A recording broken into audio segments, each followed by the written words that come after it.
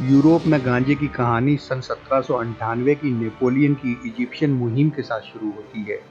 युद्ध के दरमियान भी और युद्ध के बाद लौटते हुए नेपोलियन के सैनिक अपने साथ एक नई चीज हशीश लेकर आए। दरअसल फ्रांसीसी सैनिकों को वाइन और ब्रांडी की आदत थी, पर इजिप्ट में दोनों की ही भारी कमी थी। लेकिन गांजे के पौधे के रसीन से निकाली गई हशीश की कोई कमी नहीं थी। इजिप्ट में गांजे का इतिहास 1000 साल पुराना है और फ्रांसीसी सैनिक धीरे धीरे इसके आदी हो गए। इस दौर में हशीश पर नेपोलियन ने प्रतिबंध भी लगाया, मगर इसका कोई व्यापक असर नहीं हुआ। इजिप्ट से लौटे सैनिकों द्वारा लाई गई हशीश को सन 1840 के आसपास जमीनी मजबूती मिली। इसी दशक में पेरिस में क्लब डेस हाशिचिस, जिसका मतलब होता है हशीश खाने वालों का क्लब, उसने धूम मचा दी। ये क्लब इले सेंट लुई के होटल पेमोडोन में था। इसमें विक्टर ह्यूगो, अलेक्जेंडर डूमास और चार्ल्स बॉडेलेर जैसे दिग्गज शामिल हुए। उनके लिए ये रचनात्मकता का एक नया द्वार था। बॉडेलेर ने तो इस पर एक किताब ही लिख डाली, आर्टिफिशियल पैराडाइज। लेकिन ये सिर्फ कलाकारों का शौक नहीं था। उसी दौर में फ्रांस के डॉक्टरों ने इसे दवा के रूप में इस्तेमाल करना शुरू किया। उन्हें लगा कि ये वंडर ड्रग है जो पागलपन, हैजा और प्लेग जैसी बीमारियों को ठीक कर सकती है। लेकिन 1850 के दशक तक ये चमक फीकी पड़ गई, क्योंकि ये दावे हवा हवाई निकले। दवा के तौर पर इसका क्रेडिट तो चला गया, लेकिन एक रहस्यमयी पदार्थ के तौर पर इसकी पहचान बनी रही। असली उलटफेर तब शुरू हुआ जब यूरोप ने इसे अपने उपनिवेशों के नजरिए से देखना शुरू किया। भारत और अल्जीरिया में अंग्रेजों और फ्रांसीसियों ने देखा कि वहाँ के लोग भांग का इस्तेमाल करते हैं। यूरोपीय नजरिए से ये पूरब का नशा था, जो उनकी अपनी सभ्यता से बिल्कुल अलग था। डर और पूर्वाग्रह ने जोर पकड़ा। 19वीं सदी के अंत और 20वीं सदी की शुरुआत में तरह तरह के दावे किए गए। जैसे अखबारों में अक्सर तस्वीरें छपती थीं जिनमें अरब या चीनी लोग धुएं से भरे अड्डों में हशीश पीते हुए दिखते थे। कभी कभी डरावनी तस्वीरें होती कि कोई अंग्रेज औरत भी उनके जाल में फंस गई है।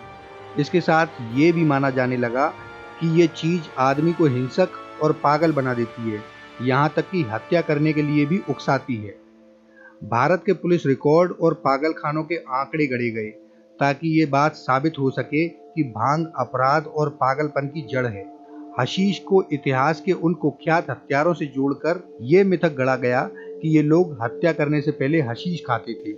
इससे इसकी छवि और खराब हुई। दिलचस्प बात यह है कि इसके उलट भी सबूत थे। 1893-94 की Indian hemp drugs commission report ने साफ कहा कि भांग के इस्तेमाल और पागलपन या अपराध का कोई सीधा संबंध नहीं है।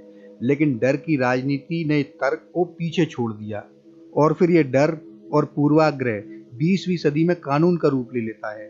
1925 में जेनेवा में हुए अंतर्राष्ट्रीय अफीम सम्मेलन में मिस्र के दबाव में भांग को भी प्रतिबंधित पदार्थों की सूची में डाल दिया गया। इसके बाद धीरे धीरे सारे यूरोपीय देशों ने अपने यहाँ कानून बनाकर इसे गैर कानूनी घोषित कर दिया। लेकिन असली बदलाव 1960 के दशक में आया, जब हिप्पी कल्चर ने पूरे यूरोप में धूम मचा दी। नए जमाने के नौजवानों ने इसे आज़ादी और बगावत का प्रतीक बना लिया।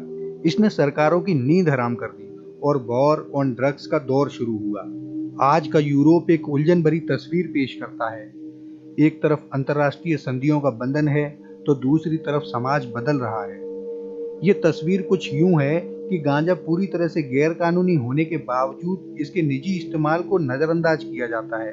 उदाहरण के तौर पर अधिकतर यूरोपीय देशों में गांजा खरीदना और बेचना अभी भी गैर कानूनी है, लेकिन निजी तौर पर रखने और इस्तेमाल करने पर अक्सर आंखें मूंद ली जाती हैं। जैसे स्पेन और इटली में सार्वजनिक जगहों पर पाबंदी है, लेकिन घर में निजी इस्तेमाल के लिए रखने पर कोई कार्रवाई नहीं होती।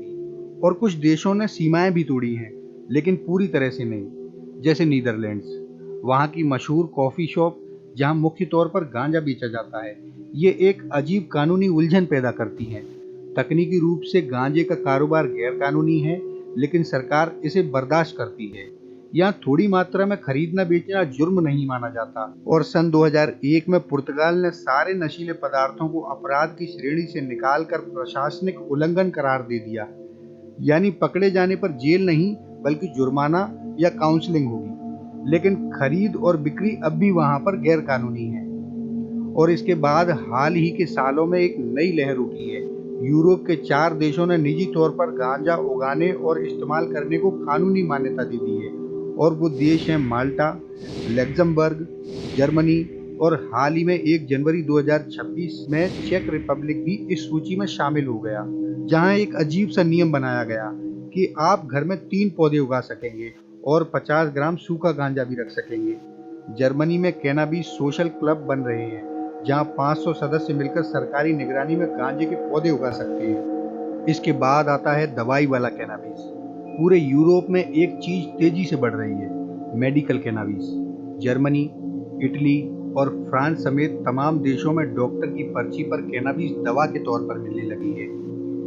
ये उन मरीजों के लिए राहत है जिन्हें पुराना दर्द, कैंसर या मिर्गी जैसी बीमारियां हैं। और साथ में इंडस्ट्रियल हेम्प पर भी जंग छिड़ी हुई है। ये पौधा तो गांजे का ही है, लेकिन इसमें नशा करने वाला तत्व THC 0.2 से 0.3% तक होता है। इससे कपड़े, कागज, बायोप्लास्टिक, यहाँ तक कि कार के पुर्जे भी बनते हैं। हाल ही में यूरोपीय न्यायालय ने एक अहम फैसले में कहा कि कम THC वाले गांजे की खेती करना एक कृषि गतिविधि है और उसे EU के कृषि कानून का संरक्षण मिलना चाहिए। The court hereby rules that the farming of hemp does not constitute a criminal offense. अब संसद में इस बात पर बहस चल रही है कि THC की सीमा बढ़ाकर 0.5% कर दी जाए और पूरे यूरोप में इसे वैध कर दिया जाए। इटली जैसे देश इसका विरोध कर रहे हैं, लेकिन यूरोपीय संघ पर दबाव बढ़ रहा है। इन सब बातों को देखते हुए हम कह सकते हैं कि यूरोप आज एक चौराहे पर खड़ा हुआ है। एक तरफ पुरानी सोच, डर और अंतर्राष्ट्रीय संधियों का बोझ है, दूसरी तरफ नई पीढ़ी, वैज्ञानिक सोच और आज़ादी की मांग। चाहे नीदरलैंड्स की बर्दाश्त की नीति हो या पुर्तगाल का अपराध मुक्त मॉडल हो या फिर जर्मनी और चेक रिपब्लिक का निजी तौर पर गांजा उगाने का कानून हो, यूरोप धीरे धीरे लेकिन लगातार बदल रहा है। ये बदलाव इस बात का सबूत है कि समाज अब इस मामले में खुलकर बात करने के लिए तैयार है। लेकिन सच्चाई ये भी है कि एक समान यूरोपीय नीति अभी दूर की कौड़ी है। हर देश अपनी सामाजिक सांस्कृतिक जड़ों और राजनीतिक हालात के हिसाब से अपना रास्ता खुद तय कर रहा है। ये उलझन ही असली यूरोप की कहानी है। यूरोप में गांजे का ये लंबा सफर आज एक खतरनाक मोड़ पर है, जहां एक ओर वैधीकरण और उदारीकरण की बात हो रही है, वहीं इसके गंभीर दुष्परिणाम समाज की जड़ों को काट रहे हैं। आज का यूरोप गांजे की लत और मानसिक स्वास्थ्य संकट की भयावह तस्वीर पेश कर रहा है। उदार नीति की वजह से नशे की लत का बढ़ता दायरा एक बढ़ती हुई समस्या बन गई है और गांजे को लेकर बनी सॉफ्ट ड्रग की भ्रामक छवि ने युवाओं को इसकी गिरफ्त में ले लिया है। जो चीज कभी कभार इस्तेमाल के तौर पर शुरू होती है, वो धीरे धीरे गंभीर लत में बदल जाती है। नीदरलैंड की कॉफी शॉप्स हों या जर्मनी के कैनाबिस क्लब, ये जगह अब नशे का अड्डा बनकर रह गई हैं। युवा पीढ़ी की कार्य क्षमता घट रही है, शिक्षा और करियर पर बुरा असर पड़ रहा है। पुर्तगाल के अपराध मुक्त मॉडल ने भी नशे के बढ़ते चलन को रोकने की बजाय इसे और सामान्य बना दिया है और इसी लत का परिणाम है मानसिक स्वास्थ्य पर पड़ने वाले विनाशकारी प्रभाव का। विज्ञान आज साफ कर चुका है कि गांजे का लगातार इस्तेमाल मानसिक संतुलन बिगाड़ सकता है। यूरोप के अस्पतालों में सिजोफ्रेनिया, साइकोसिस और पैरानोइया के मरीजों की संख्या तेजी से बढ़ रही है, जिनमें अधिकतर वे युवा हैं जो नियमित रूप से गांजे का सेवन करते हैं।